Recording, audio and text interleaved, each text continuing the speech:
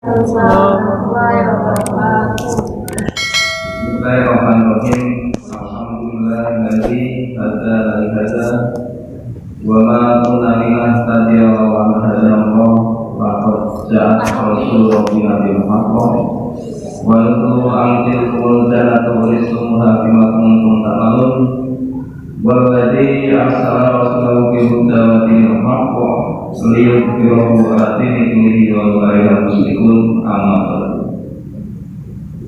Saudara-saudara yang saya hormati, alhamdulillah pada kesempatan malam hari ini kita bisa hadir di sini di Masjid Da'watul Ihsan ini dalam rangka untuk mengikuti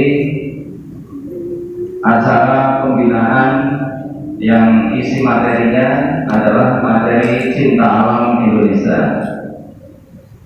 Sebelumnya kita bersyukur kepada Allah dengan ucapan alhamdulillahirobbilalamin atas pemberian Allah berupa nikmat hidayah, rahmat, kesehatan, kewarasan dan keberkahan.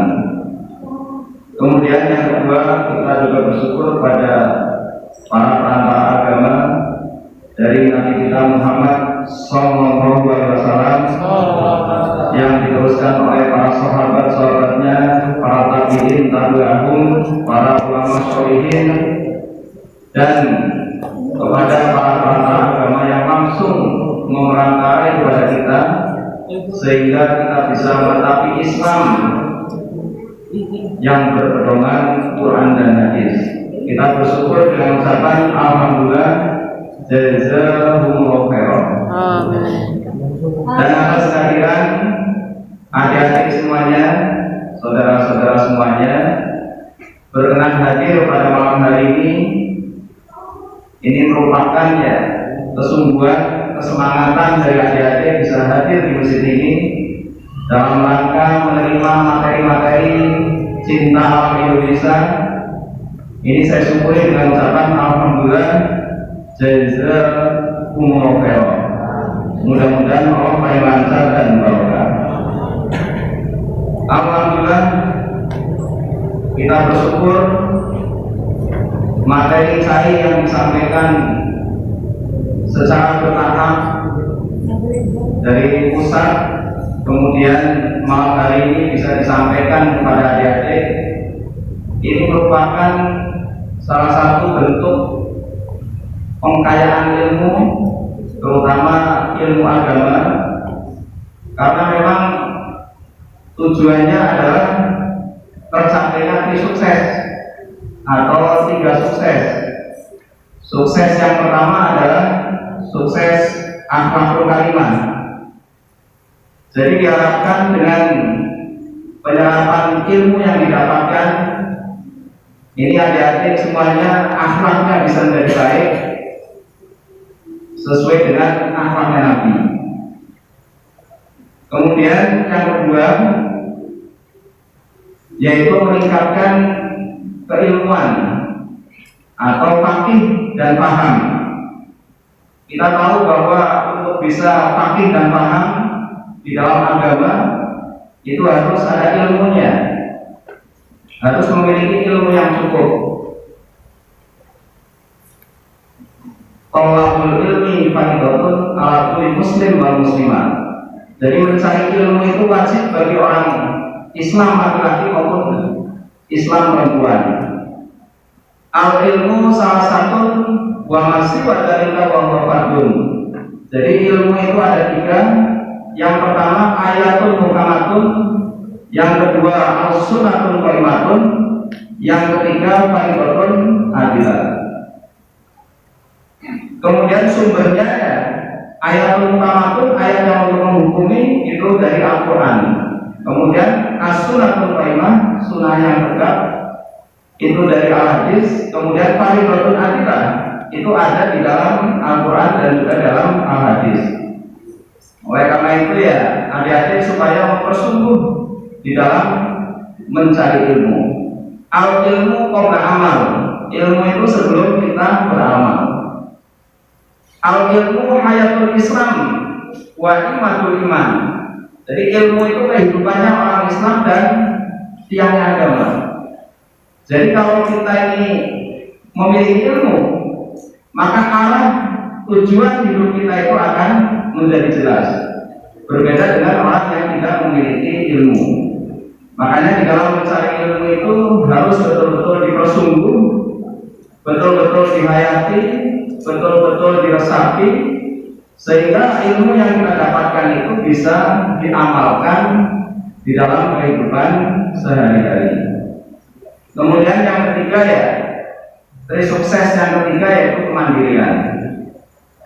Ya kan kepada adik-adik semua ya, memiliki jiwa yang mandiri. Yang paling utama adalah mandiri di dalam keimanan.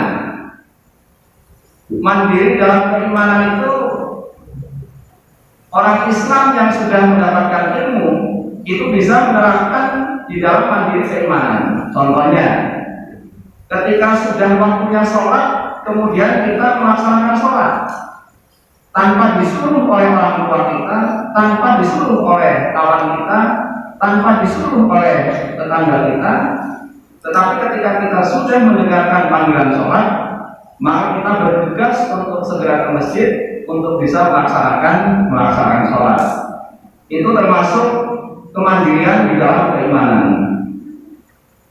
Kemudian kemandirian dalam keimanan yang lain itu ya termasuk bisa membantu orang tua.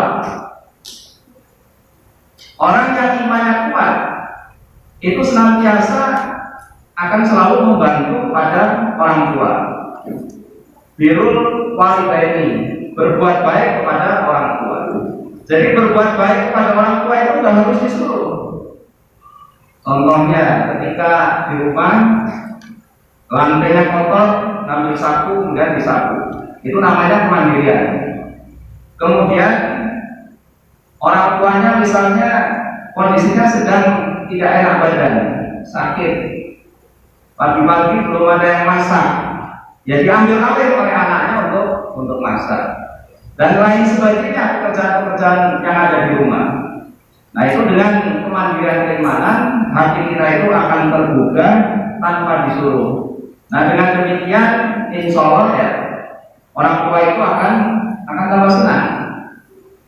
Seperti halnya ketika adik-adik yang perempuan maupun yang laki, ketika waktunya adzan kemudian bisa mandiri keimanannya itu ke masjid untuk melaksanakan sholat secara berjamaah di masjid, itu orang tua itu akan bangga. Anak saya berarti sudah bisa menyadari kalau sudah waktunya sholat, cepat-cepat bergegas ingin ke masjid. Itu namanya mandiri dalam keimanan. Jadi tadi yang pertama itu akhlakul karimah, kemudian yang kedua itu faqih, alim di dalam agamanya, kemudian yang ketiga adalah mandiri.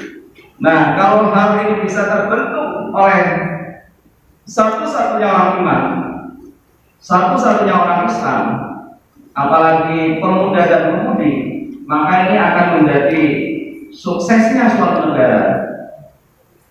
Karena adik-adik semua adalah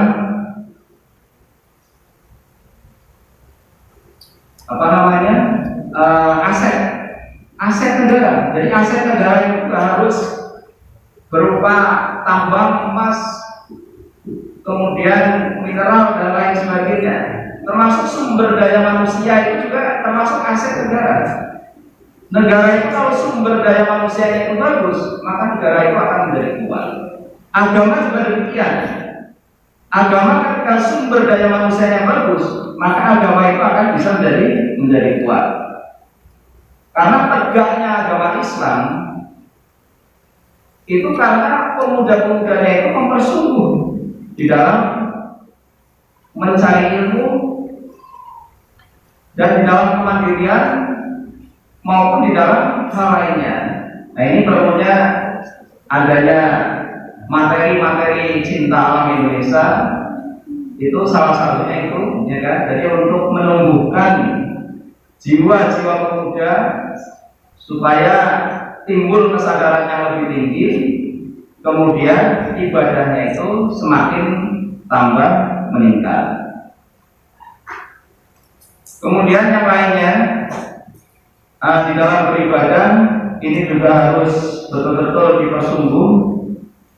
Ya ibni Adam tafarraq ibadati amlak sodroka bina wa sudapakro wa ilam taf'al nalaktu sodroka sublan walam asudan pakro. Jadi apapun Adam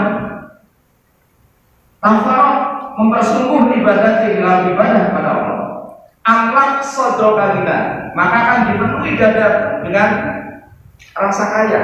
Jadi orang yang dadanya dipenuhi dengan rasa kaya, itu hidupnya itu akan senang. Hidupnya itu akan senang dibandingkan dengan orang yang dadanya itu dipenuhi dengan rasa sungkep. Makanya tadi lawannya itu ya ibni Adam tafarraq ibadati amlak sodrokamina wa sodrokamro wa ilam taf'al malah tu sodrokan sudra walam asudapakro, dan tidak ditutupi kefakirannya. Makanya generasi muda ini kalau pengen berhasil dunia akhiratnya, itu maka supaya bisa mempersungguh ilmu dunianya maupun mempersungguh ilmu akhiratnya. Man arada dunya fa alaihi bil ilmi wa man arada akhirah fa alaihi bil ilmi. Barang siapa yang mencari dunia itu ada ilmunya, barang siapa yang mencari akhirat itu juga ada ilmunya. Waman al-dahuma fa'alaihi bi'ilmi, dan kalau ingin mencari kedua-duanya juga ada ilmunya. Alhamdulillah, jazakumullah khairan. Mudah-mudahan Allah paling lancar dan berkah di sini dilaksanakan dengan sebaik-baiknya, dengan khusyuk, dengan tetap menetapi protokol kesehatan, yaitu menggunakan masker. Nah, ini menggunakan masker. Kemudian yang kedua itu tetap jaga jarak, jadi jangan empet-empetan tempat duduknya. Kemudian yang ketiga itu diusahakan sering-sering cuci tangan. Jadi nanti kalau adik-adik pulang dari masjid, sebelum menyentuh makanan atau menyentuh yang lainnya, itu sebaiknya cuci tangan terlebih dahulu. Cuci tangan dengan menggunakan sabun air mengalir maupun cuci tangan dengan hand sanitizer. Nah ini ya, ini protokol kesehatan ini sangat penting karena memang kita ini sedang terjadi pandemi COVID-19. Dari Desember tahun 2019 sampai sekarang masih ada. Ini bukan cerita tapi nyata, karena kenyataannya ya di Indonesia itu jumlah kasus terkonfirmasi COVID-19 itu semakin bertambah. Setiap hari penambahannya itu lebih dari 1.000. Kemudian di Lampung sendiri itu juga bertambah juga. Bahkan yang meninggal itu sudah ada. Oleh karena itu ya kita jangan sombong, jangan gegabah, jangan menganggap COVID-19 ini tidak ada. Kita nggak boleh takut dengan COVID-19, tetapi kita harus waspada. Kita harus waspada. Bentuk waspadaannya seperti apa? Itu tadi menjalankan protokol kesehatan. Kalau bepergian atau ke tempat-tempat kerumunan seperti ini di masjid, itu menggunakan masker.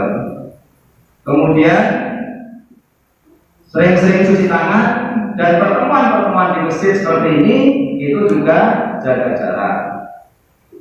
Mungkin itu yang bisa saya sampaikan kepada adik-adik semuanya. Barangkali ya ada beberapa kata yang kurang berkenan ya, saya mohon maaf yang sebesar-besarnya.